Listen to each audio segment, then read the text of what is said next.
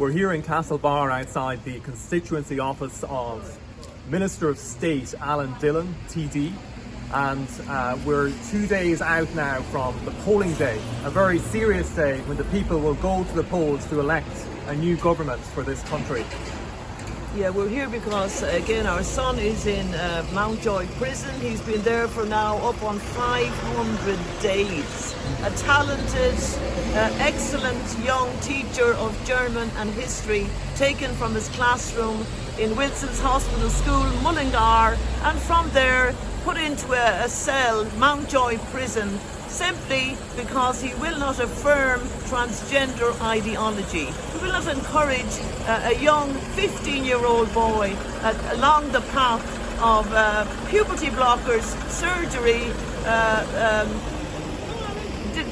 the road to becoming a girl, which is absolutely insanity.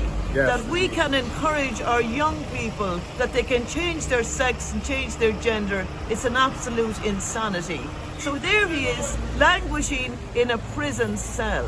And you know, it's concerning that we're here in Castlebar. This is the Minister for State, Alan Dillon, a couple of years older than my son Enoch. And sadly, I have to say this, that he hasn't bid us the time of day. We have a shop here in Castlebar town. He could have come in, he could have shook our hands, he could have told us he was sorry for our troubles, whether he agrees or disagrees. And of course we know he disagrees with his stance. He's a promoter of transgender ideology, but we haven't heard a word. And that's the state we're in our country. Lisa Chambers' office across the road there.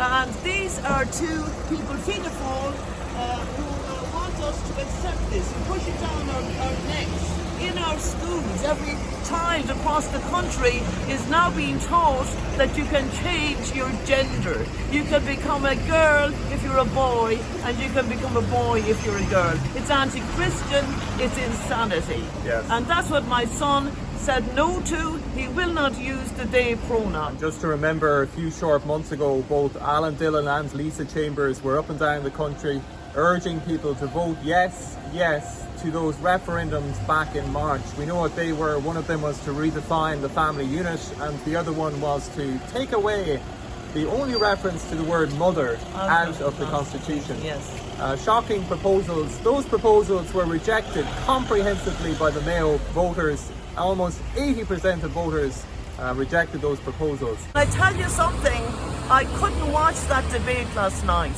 This, with his leader, Simon Harris, speaking at 90 miles an hour, words tumbling out as if they were tumbling out of the mouth of a viper. I couldn't listen to one word he said. Neither, I suppose, could I listen to any of them, because the only reason Micheál Martin is elevated is because there's absolutely no opposition. And it is Yes. a travesty that we're ostracised here today. He can't bid us the time of day simply because we have Christian beliefs. We don't believe in multiple genders. No. We don't believe that two men can get married. We don't believe in transgender ideology, and we never will, because we're Christians. We're going to walk over here now in a moment to Lisa Chambers' office, Fianna Fáil, and these two people, you know, God forbid, if they're lifted high, and they're expecting to be on Saturday morning, and I would just like to encourage the people of Mayo to remember that if you lift them high, you are lifting anti-Christian ideology high. Yes, You're indeed. lifting transgender ideology high.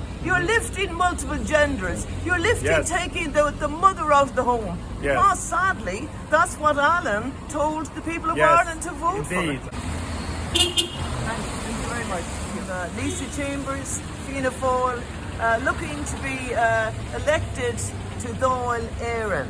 She's swanning around the county looking for votes, promising the sun, moon and stars to everybody she meets. But Lisa has never come to us, she's never shaken our hands, she's never shown an ounce of sympathy or pity for our son, who's unjustly incarcerated today as we speak in Mountjoy prison. 500 days wasting away in a prison cell. So remember that.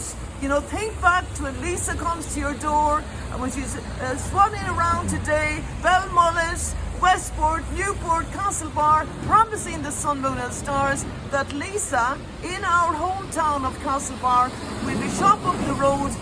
We live it 2 miles out, has never once come, shook our hands, offered her sympathy, said she's sorry that he's in there. It's an absolute disgrace that we are putting these people into Dáil Éireann. A promoter of transgender ideology, yes. A promoter of every LGBTQ plus nonsense, a promoter of feminism, a desire to take the word mother out of the Constitution. Yes. In the last few weeks, Isaac, yes, we know what happened when we came by here only a few weeks ago to ask her about that new definition of gender that she was putting into law along with her colleagues, her Fine Gael colleagues.